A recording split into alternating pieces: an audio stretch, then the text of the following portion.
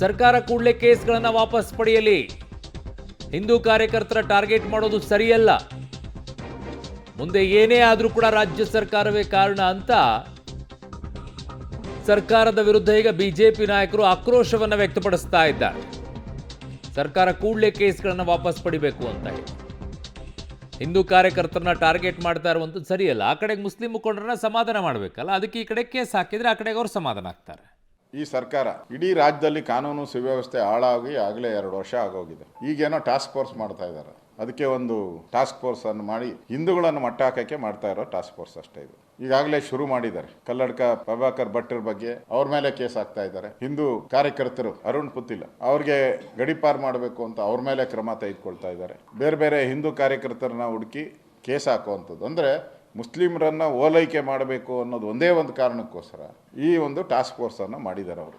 ನೀವು ಕಾಂಗ್ರೆಸ್ ಅವರು ಕೋಮುವಾದಿ ಮುಸ್ಲಿಮರಿಗೆ ಬೆಂಬಲ ಮಾಡಕ್ಕೆ ಹೊರಟ್ರೆ ಇದು ಇನ್ನ ಇಲ್ಲಿಗೆ ನಿಲ್ಲಲ್ಲ, ಇನ್ನ ದೊಡ್ಡ ಮಟ್ಟದಲ್ಲಿ ಗಲಾಟೆಗೆ ಕಾಂಗ್ರೆಸ್ ಸರ್ಕಾರನೇ ಪ್ರೇರಣೆ ಆಗ್ತದೆ. ರಾಜ್ಯ ಸರ್ಕಾರ ಆ ಪರಿಸ್ಥಿತಿಯನ್ನ ಸರಿಯಾಗಿ ನಿರ್ವಹಣೆ ಮಾಡೋದಕ್ಕೆ ಸಾಧ್ಯ ಆಗದೇನೆ ಕಾನೂನು ಸುವ್ಯವಸ್ಥೆನ ಸರಿಪಡಿಸಬೇಕು ಅಂತ ಹೇಳಿ ನೆಪ ಮಾಡಿಕೊಂಡು ಪೊಲೀಸ್ ಇಲಾಖೆಯ ಅಥವಾ ಪೊಲೀಸ್ ಅಧಿಕಾರಿಗಳ ಮೇಲೆ ಒತ್ತಡವನ್ನು ಹಾಕಿ ಅಮಾಯಕ ಹಿಂದೂ ಕಾರ್ಯಕರ್ತರನ್ನ ಅರೆಸ್ಟ್ ಮಾಡುವಂಥದ್ದು, ಹಿಂದೂ ಮುಖಂಡರ ಮೇಲೆ ಕೇಸ್ಗಳನ್ನ ಹಾಕ್ತಕ್ಕಂಥದ್ದು, ಒಂದು ರೀತಿ ಪ್ರಚೋದನೆ ಮಾಡ್ತಕ್ಕಂಥ ಕೆಲಸ ರಾಜ್ಯ ಸರ್ಕಾರವೇ ಮತ್ತು ಪೊಲೀಸ್ ಇಲಾಖೆ ಮೂಲಕ ಕರಾವಳಿ ಭಾಗದಲ್ಲಿ ಮಾಡ್ತಾ ಇದೆ.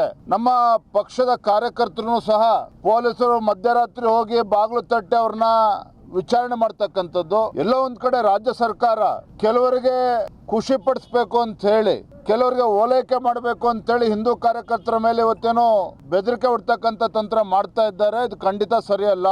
ನೀವು FIR ಹಾಕೋದಕ್ಕೆ ನಮ್ದು ವಿರೋಧ ಇಲ್ಲ. ಏನು ದ್ವೇಷ ಭಾಷಣ ಮಾಡಿದ್ದಾರೆ ನೀವು ಹಾಕಿ, ಕೇಸ್ ಹಾಕಿ. ಆದರೆ ಪ್ರಭಾಕರ್ ಭಟ್ರ ಮೇಲೆ ಕೇಸ್ ಹಾಕಿದೆ, ರವಿಕುಮಾರ್ ಮೇಲೆ ಕೇಸ್ ಹಾಕಿದೆ, CT ರವಿ ಅವ್ರ ಮೇಲೆ ಕೇಸ್ ಹಾಕಿದ್ವಿ, ನಮ್ಮ ಶಾಸಕರ ಮೇಲೆ ಕೇಸ್ ಹಾಕಿದ್ವಿ, 18 ಜನ ಶಾಸಕರನ್ನ ಸಸ್ಪೆಂಡ್ ಮಾಡಿದ್ವಿ. ನಾವು ಡೆಮೊಕ್ರಾಟಿಕ್ ಸಿಸ್ಟಮ್ನಲ್ಲಿದ್ದೀವಿ. ಸ್ವಲ್ಪ ಮಾನ್ಯ ಮುಖ್ಯಮಂತ್ರಿಗಳು, ಉಪಮುಖ್ಯಮಂತ್ರಿಗಳು, ಸಚಿವರುಗಳು ಯೋಚನೆ ಮಾಡಬೇಕು. ನೀವೇ ಹೇಳಿದ ವೇದವಾಕ್ಯ ಅಲ್ಲ. ಕರ್ನಾಟಕದಲ್ಲಿ ಒಂದು ರೀತಿ ಸರ್ಕಾರ